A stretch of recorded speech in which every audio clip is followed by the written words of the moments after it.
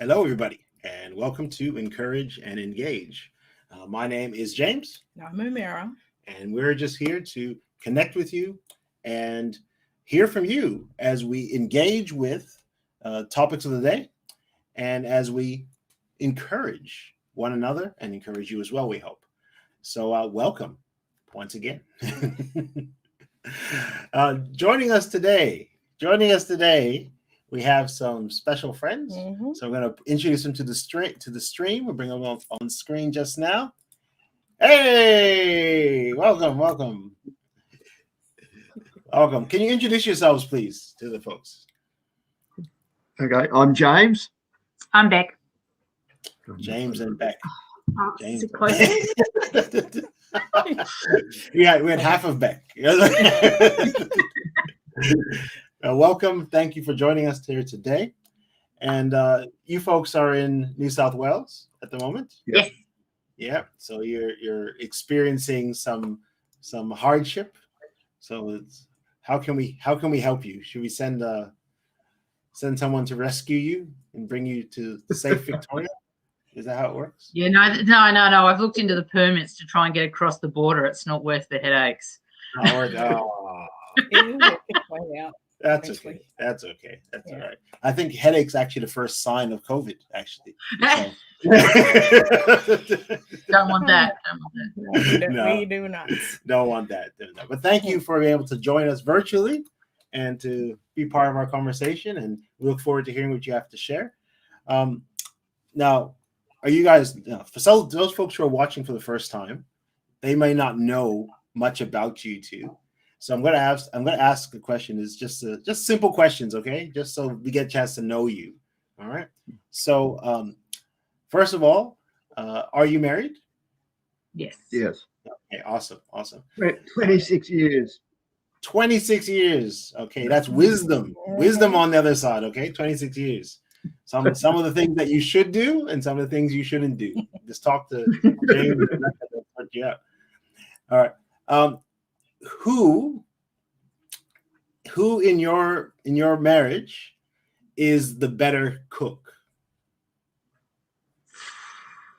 Depends on what you want to cook. Yeah, it probably does actually. Take it. He's just said you're the better cook. Probably does. Rebecca's good at following recipes. I'm not. Oh, okay. Yeah. So if it requires a recipe, I'm not. Well, I cook bread, okay, but that's about it. Any other recipe is a bit of a struggle for me. Oh, okay. You complement one another. Yeah. That's it. We do. That's how it is. We have very different styles. We do. In cooking. James will throw together the stew and the one pot meals, whereas I tend to do probably, the more like I'll do your burgers or a savoury and then something else to go with it, and your desserts and that sort of stuff. Okay. Sounds good. All right. One more question. Who spends longer in the shower, like just getting ready for the day? Is it which one of you? Well, we actually, because our bathroom is an uninsulated build onto the back of the house, we tend to have showers in the afternoon when it's the warmest part of the day. And then you're really only out there for as long as you absolutely need to be. So once again, we're probably pretty even on that kilter, because you just you get in, get out. Mind you, it is tempting to stay under a nice hot shower if it's cold out there. And not get out. That's it. But I'm sure that you would never use all the hot water, James. You would leave. Well, we have what is it? Instantaneous gas. Oh, okay. So we never run out of hot water. There you go. No. Well, hopefully that is able to get, folks watching be able to get a bit of a sense about who you folks are and see that you're lovely people. Even though you live in New South Wales, you're still lovely people. And and welcome to Zoe and Kay who are watching. Hello. And hopefully you can interact with us as well online. as we continue on with our show. So, one other question. I'll turn it to my wife. How was your day today, dear? It was good. Yeah. I actually enjoyed the gardening. We got in and got some weeding done. Grounded. Just walked through the grass barefoot. It's just lovely outside. Oh, yeah. There you go. Yeah. There you go. What about your day? My day has been good. I've had some good news from the doctor. I've had some exercise, and now I get to hang out with some people that I like. So it's all good. It's all good. It's all good. It's a nice way to finish your day. Yeah. We'll see if we like each other at the end, but we like each other now. Okay. It's all right. All right. We're going to go to our kickoff questions, and we'll have a bit of a discussion on those as well. So I'll pop these questions up on the stream so everyone can see. All right. So our first question is this would you rather question, and it's would you rather see Jesus heal Jairus' daughter or see Jesus feed the 5,000? Let's go to Rebecca first. Which would you rather? Why me first? That's You've seen the question too. I know I've seen the question. Shh, don't tell people that. Give away our secret. That's all the magic. You know the thing is, like, I see them too, and I'm like, I still have that little heart flutter just before. Anyway. Yeah, sorry. I was thinking about it, and I went, probably seeing Jairus' daughter healed, only because, you know, working in with food, and I've been a caterer, I have seen, you know, miracles with food being able to go further than what it probably should. Yeah. But then I thought about it, and I went, was it Jairus' daughter that Jesus just went, she'll be healed, or did he actually go and see Jairus' daughter?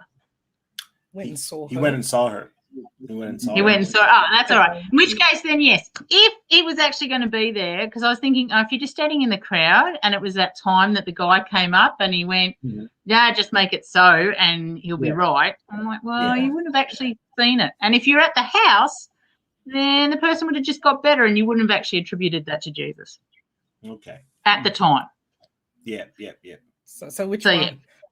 Oh, so after all of that, Jairus' daughter. If I was following Jesus to follow him and actually see him raise a dead girl, then that one.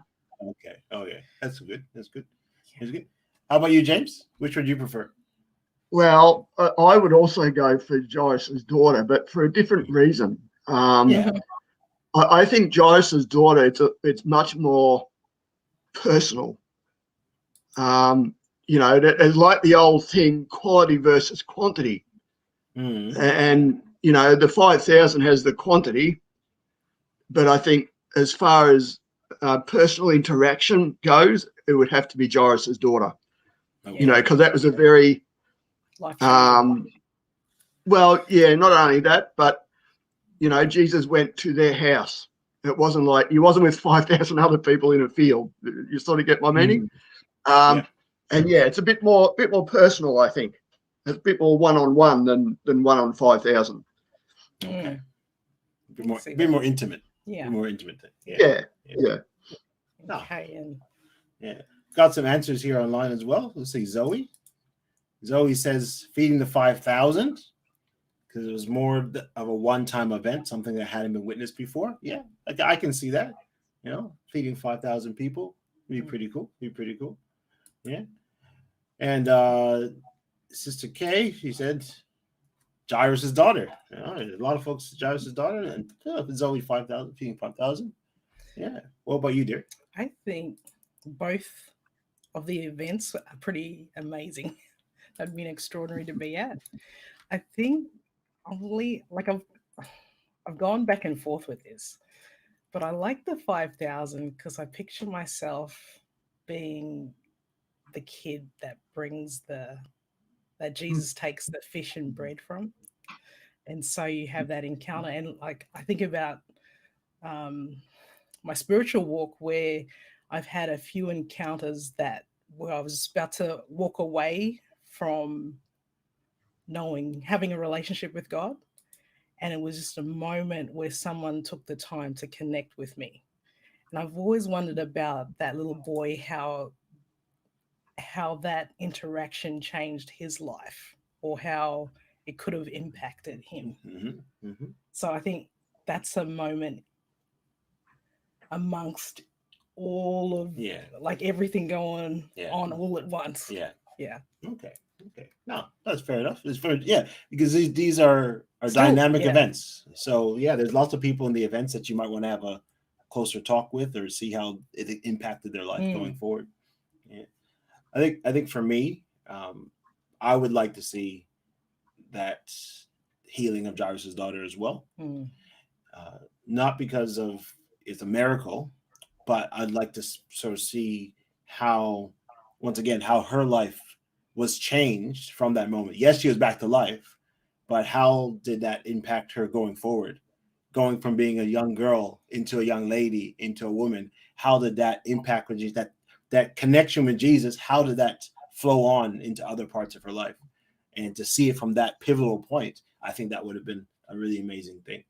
So, I'd like to see Jesus heal Jairus' daughter. But hey, both of these things would be pretty awesome to see. So I'm not mad at either one. But my final answer, I'd love to see both. That's not a final answer. Yeah, I love to see both. I would. Okay. Anyway. All right. Second question is, what living person do you admire most and why? I'm going to ask my wife first. I would have to say you. What? No. I'm saying that because you've shown me Jesus in a very practical way of our relationship, which I really appreciate.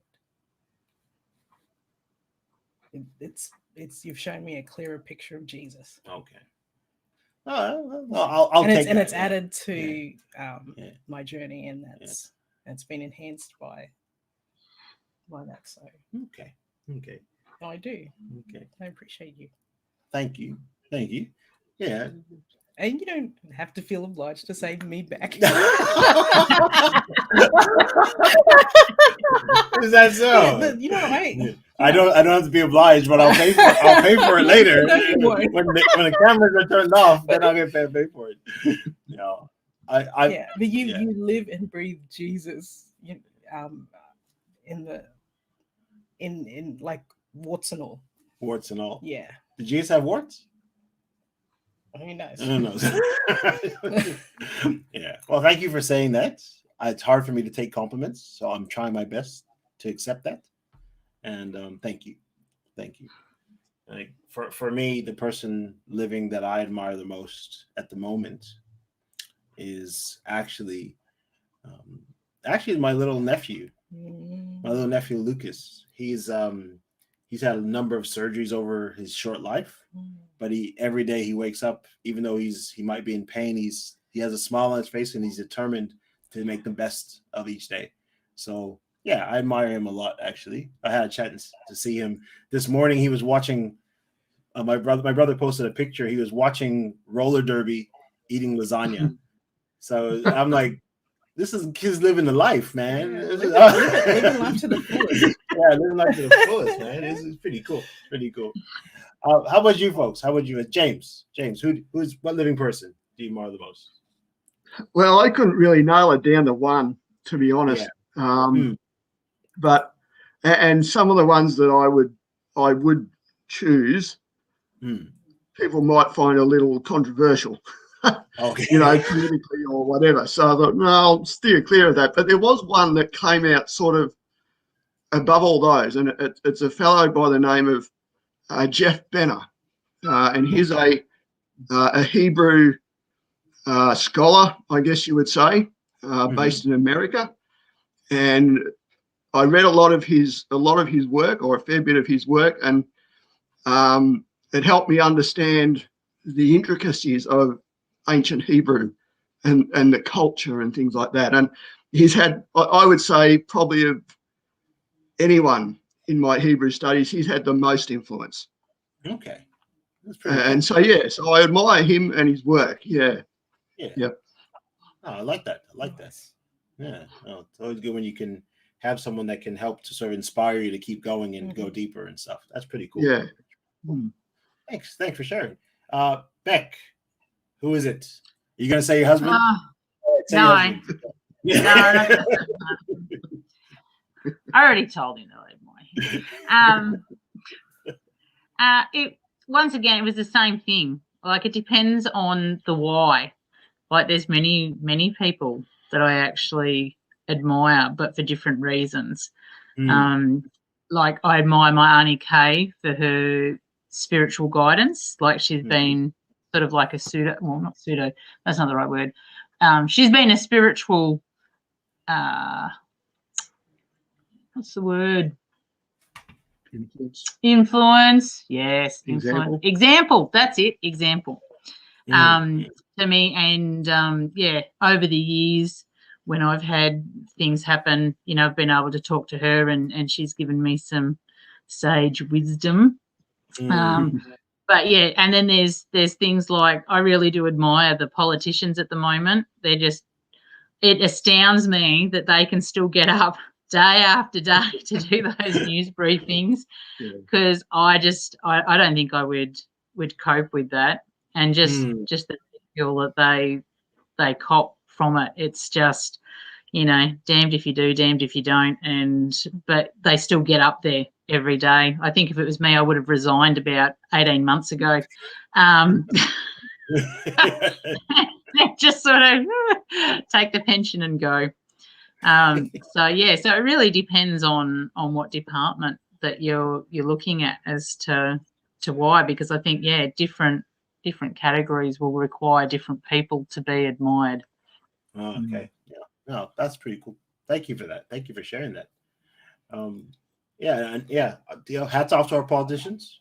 It's a thankless job for a lot of what you guys are doing, and you're right. You get lambasted whether or not you do go left or go right. So go some direction. Just try. But it's also nice to encourage others by sharing that they have made a difference in our life. That's it. While they're here, that's a really good thing. It's a good thing. And you don't know where they're at, and that could actually help them quite a bit. Yeah. Kay has also said here, for me at the moment and through her whole life, my parents, their faith and trust in God, their example in life, their dependence on prayer throughout life. So parents, hats off to parents for what you do. We admire all of you for doing that awesome job and taking care of these kids and trying to help them grow up to be the best that they can be. So definitely to the parents out there. All right. And just quickly, last one, act of kindness. A short act of kindness that you saw today. Whoever wants to go. We stayed home. You stayed home. That was your act of kindness. New South Wales. Thank you. Yeah, we didn't expose anyone to anything we might be carrying. Well, actually, that's not quite true. I did duck down like 15 minutes. I did that straight down to the supermarket and straight back. With a mask. With a mask. And she use the QR code. And then use the QR. Yeah, that's right. That was an act of kindness. Beautiful. And Zoe's got a lovely. We have Zoe wants to add something in here as well. Zoe said family in general. So this is about the living person you admire. They've been able to show me that it's okay to say I need help and that I don't have to endure anything alone, which has been especially what's been happening recently. That's right, Zoe. Family's got your back. And they're always there for you, and they can get you out of a pickle. Sometimes they get you into a pickle too. So watch out. No, her parents are really good. You know them personally, I take it. As long as you can vouch for them. That's right. We'll trust you. Yeah. Oh, Kay also said for act of kindness, sister-in-law brought lunch. Nice. Food is always a great way to show kindness to people. So good on you. Yeah. For me today, act of kindness. My wife, she didn't wake me up this morning. She let me wake up naturally, just slowly. It wasn't a sneak attack. No sneak attack. So that was act of kindness. I appreciate that very much. Thank you. Right. Yeah. So welcome to everybody who's watching online. If you want to answer any of these questions, please feel free and put your answers into the comments. Lovely to engage with you a bit later as well. All right.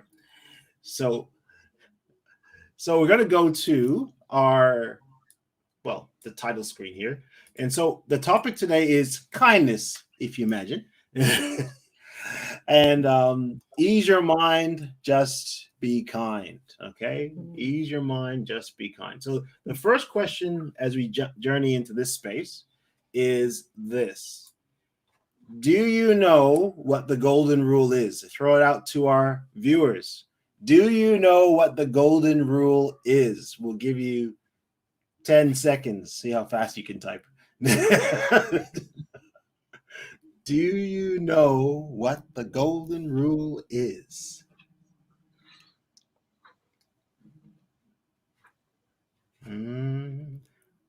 Five, four. You need like that elevator music, you know. We what do. is it? Yeah. That's what. Yeah, that would be great. Oh, she got it. Our budget's a bit short at the moment, so we have to work on that for next time. Yeah. All right.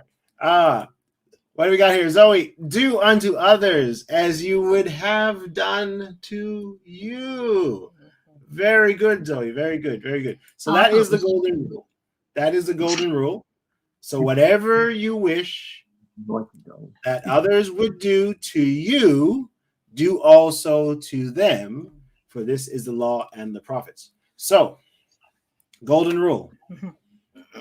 Throw it out to the panel today is when you hear the golden rule, how do we live out this actually? You know, it's a nice thing to say, but have you had much success doing this in your life? Or has this been a challenge for you? It has been a challenge at times. Mm-hmm. You know, when someone does wrong to you, you know, the desire sometimes to go and do something back, you know, can be strong. Yeah. But I think with this, you can actually take it two ways. You can either take it the selfish way or the unselfish way. Okay. You know, do you do something to someone so that they will do it to you? Or do you do it to them regardless of whether they're likely to do it back to you? Okay. So, yeah, I mean, I think Jesus would say, do it to them anyway. Yeah. You know, whether they can pay you back or not. But it could be taken either way, I think, couldn't it, really? And we have to be careful. Yes. Okay. No, I hear what you're saying. You're saying, yeah. So doing unto others, expecting something in return is a bit different than just doing good to other people. And we need to know the difference. Yeah. I think if you're living your life, modeling it after Christ, that's a good guideline. So there'll be times that you do stuff that up, but then you can reset that. So it's less about your interaction with them or how they're going to interact with you, and how you're getting a standard set by Christ. Okay. Yeah. So Christ is a so then you're less reactive. Yeah. It's less stress. Yeah. And you're a person of peace. There you go. Yeah. So being kind is you're trying to follow in Jesus' footsteps.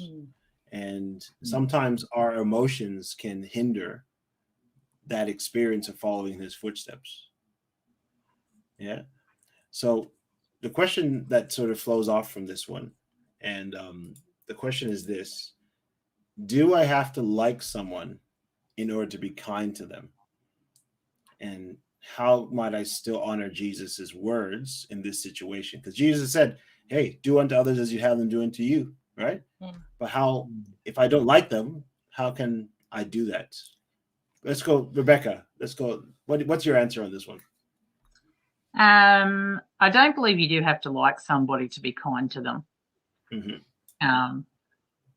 Because, it depends on what your definition of kind is. But, you think. But I have also learned that that there was somebody that I didn't particularly like, but I was still civil to them when I saw them down the street. And it actually turns out that used to make them more angry towards me because they didn't like me speaking to them. So, you know, in that respect, me going, oh, I felt sorry for this person because I knew that they had a probably not the same upbringing as me, and they weren't the most happiest of person. And so I thought, oh, you know, still be civil and, you know, be polite and nice. But yeah, that just made them angrier.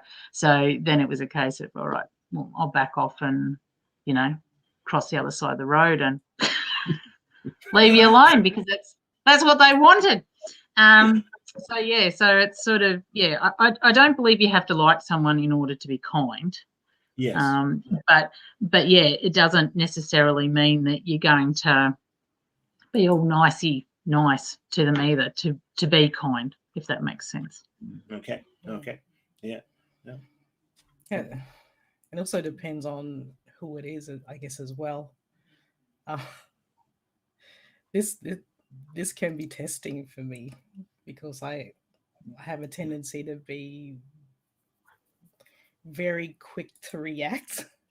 And so what helps me is just stepping back and slowing the process down, the responses. So doing the interaction, I'm not faking it. Mm-hmm. So it's a real interaction. But it's something I don't do naturally. It's not something that comes naturally. And I don't always get that right.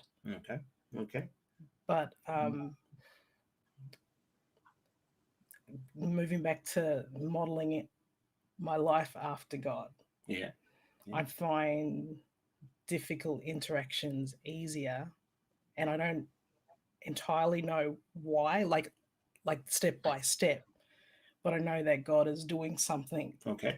Where they could really annoy me or bug me. Yeah. It doesn't happen to that degree. Okay. Yeah. Yeah. So I'm finding just slowing the process down and just spending that time with God. Okay. All right. For me. Okay. All right. No worries. Everyone's going to engage with this a little bit differently, and one of the challenges we have is maybe even the definition of what kindness is. All right. So, you know, when you hear the word kindness, what's the first picture that comes to your mind? Hey, James, when you hear the word kindness, what are you thinking about when you see someone that's kind? What's coming up? Well, I guess the very first picture is you know, someone who needs help. Mm-hmm.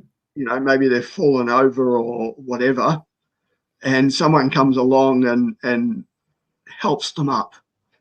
Okay. You know, to me, that is probably the picture of kindness. Yeah. Yeah, you know, to me, that's a very concrete way of looking at it. Yes. You know, that's not an airy-fairy idea. It's very practical. Yes. So yeah, that's what why I you know, would suggest that is what kindness is, or at least that's how I see it. Yeah. That's how you see it. Yeah. Okay. Yeah. Kindness is about benevolence. I think that's the word. So doing good for others is part of kindness.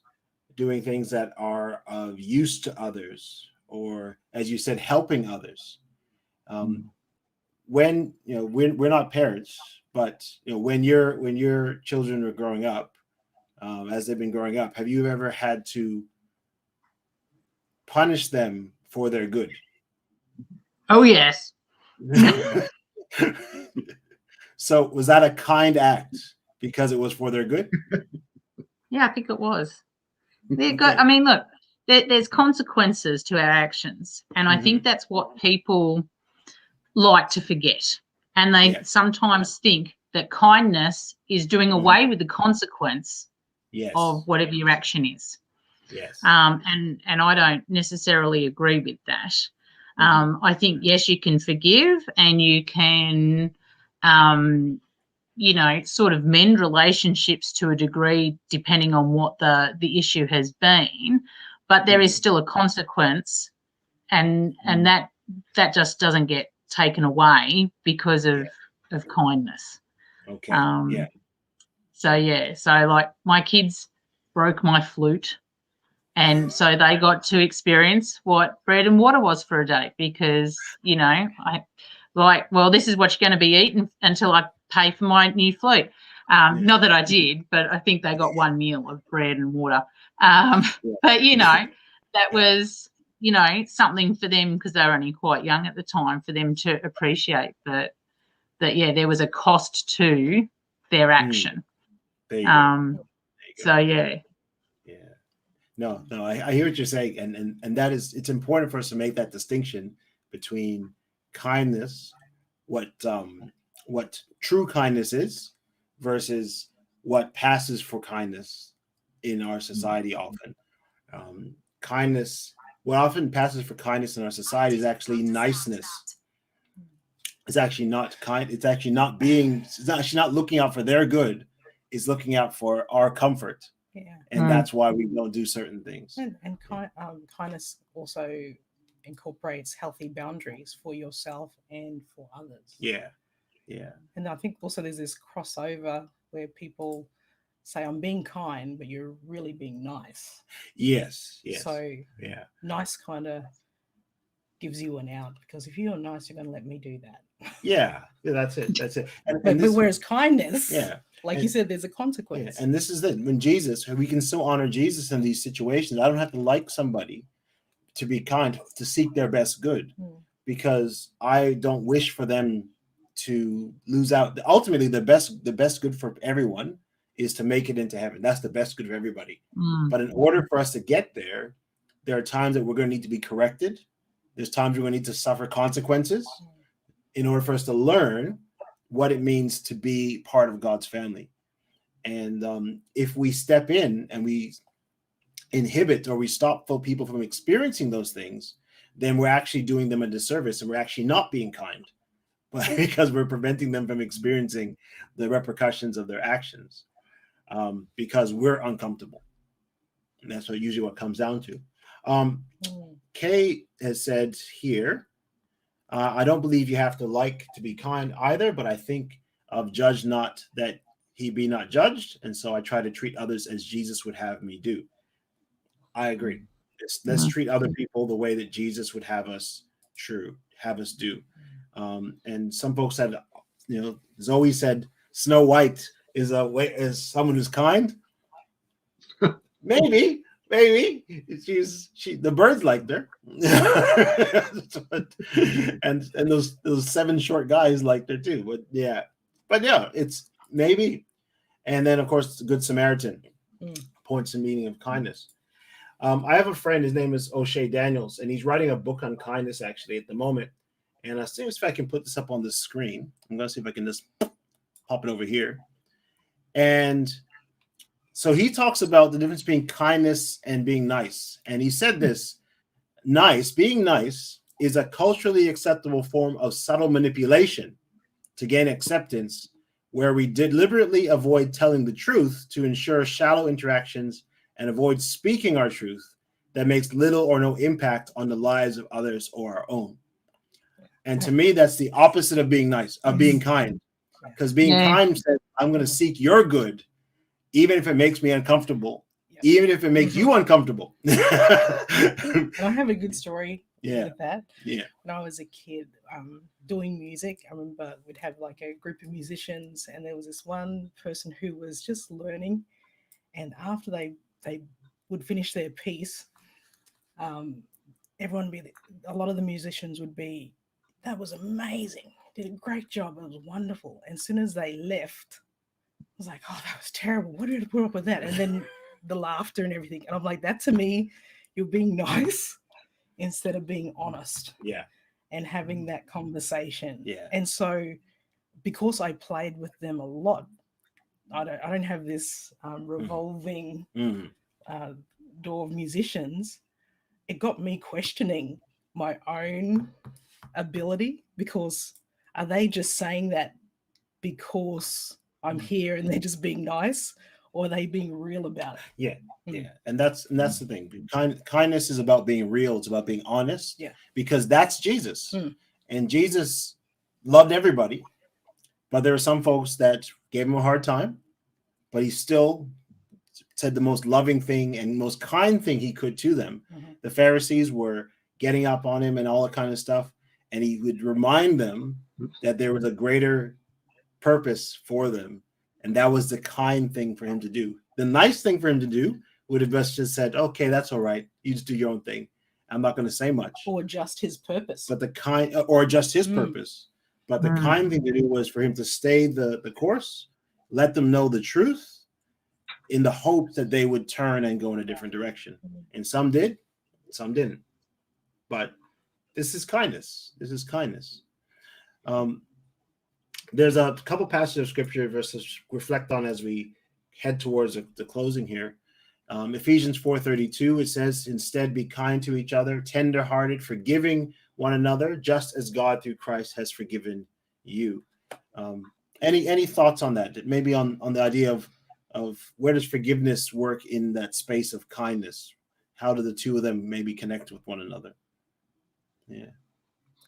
Well, I think one thing it shows me, I mean, there's other verses like this too, but yeah, one thing that this verse shows me is that kindness is not the only thing, you know, that we ought to be.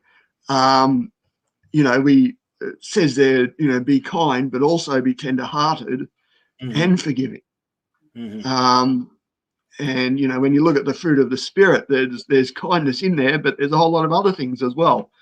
And I think without all those other things, the kindness isn't real. Okay. You know, there has to be these other things in order for the kindness to be real. Yeah. For it to work. Yeah. I like that. I like that. So it's not just a one note thing. Yeah. There's layers to it. Yeah. Yeah. I like that. I like that. Yeah. For there to be harmony, you need more than one. There you go. Yeah. There you go. So we live lives of love and joy and peace and patience. And because we have love, joy, and peace and patience, kindness should be the next thing that flows out of those things.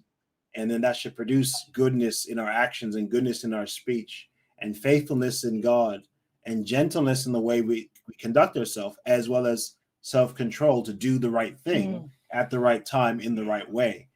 And so when we do that, when we're producing this fruit of the Spirit, then kindness should be a natural outflow of that production of the fruit in our lives. You know, I like that. I like that.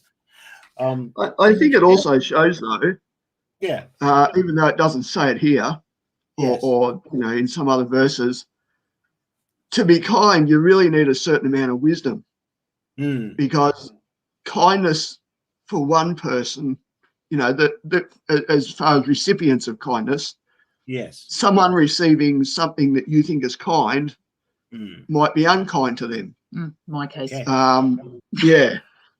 So all these things sort of imply that there's also a divine wisdom involved that we also need in order to know how to be kind to different people. Yeah.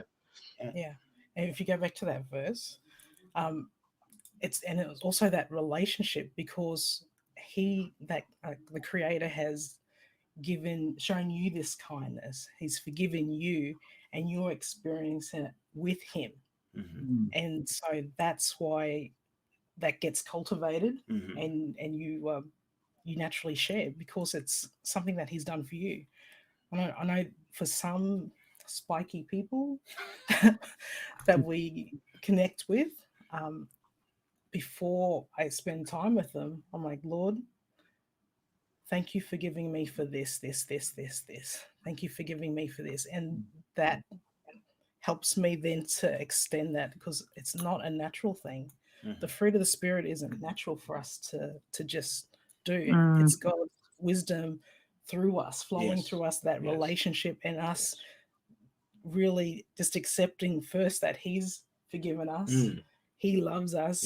He's overflowing us with this beautiful kindness.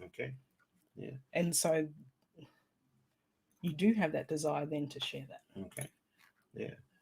So being kind, and as you said, this is implication here of relationship.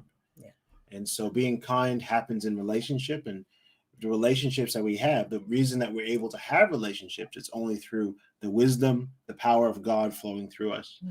And the fruit of the Spirit only happen because of God flowing through us and producing these things in us, because we, as you said, we don't have this in ourselves. I don't have love inside of myself. It's only as God pours it through me, then I'm able to share with others. And the thing about being kind is then I don't want to hinder these evidences of God's Spirit from being experienced by others. And so the kind thing for me to do is to allow them to have their own connection with God, allow them to have their own journey with God, allow them to experience God for themselves, and not try to manipulate the situation through niceties or through trying to control them with words that only serve my interests. Being kind is about having the interests of others at heart. Just like parents have interests of their children at heart, God has interests of us at heart, and he allows us to go through things in life. And they may not be nice and they may not be enjoyable, but they're the kindest thing that he could do in order to make us ready to meet him. Yeah. So a takeaway. How would you summarize the takeaway from this talk, Rebecca? Let's go. Well, yeah, you're sitting there quiet. So I'm gonna go to you. How would you summarize the talk? What are you taking away from this our talk on kindness? What are you taking away? I think I take away that kindness is not the same as nice, and that through God and Christ's power through me, then I am able to be kind, even to those that I might not necessarily like or agree with. And just remember that, we're all God's children, all on a different journey. But with Christ's help, there's no reason why I can't be kind to everyone. There you go. That's beautiful. That's it. I like that. And I think that's a good spot for us to end there. Is being nice is not the same as being kind, but knowing that God cares for me and knowing that I'm in a relationship with him, that connects me to him and allows the fruit of the Spirit to flow through me and allows me to be kind to others, to be honest, to seek their good, to not hinder them through my words, and not to be nice and to manipulate them either, but to be kind, and just as Jesus was kind to everyone he met. So that's kindness. Kindness is not about me. Kindness is not about you. Kindness is about what is being done in others through you. And so let's aim to be kind by staying connected to Jesus and allow his kindness to flow through us and to meet people's needs as well. All right, we'll wrap it there. We had a good talk. Yes. Thank you to James and Rebecca for your time together with us. And we'll be praying for you guys up there in New South Wales. And hopefully we get a chance to meet each other again face to face. Not with a screen between us, but actually in the flesh. But all things will come to those who wait. And we're just hoping that things will work out over the next month or so. So let's have prayer, and then we'll finish up. Let's pray. Lord, thank you so much for the time we've had together, and thank you for your kindness that pours into our lives. And life isn't easy. We go through all kinds of trials, and sometimes we're the ones that cause trials in other people's lives. Help us, Lord, instead of seeking our own good, to seek the good of others, to be honest with others, and to truly be kind, just as Jesus was kind. We pray in your name. Amen. Will you be sharing a link to O'Shea? Yeah. If anyone's interested, as I said, O'Shea is he's doing this book. He's writing a book called Kindness Defined. And so if anyone is interested in following that, I put into the comments an Instagram link for some of his pictures and his reflections on kindness. And feel free and check him out. He's a pretty cool dude. And I'm looking forward to his book. I think his book's launching in October. So we'll see if we can get a copy of it. And maybe we might revisit kindness and see if I get him on the air. We'll see how things go at that time. But all the best to James and Rebecca. May God bless you guys. Yep. And as we say to everybody, may you stay encouraged and engaged until next time. Until next time. Yep. Until next time. See you, everybody.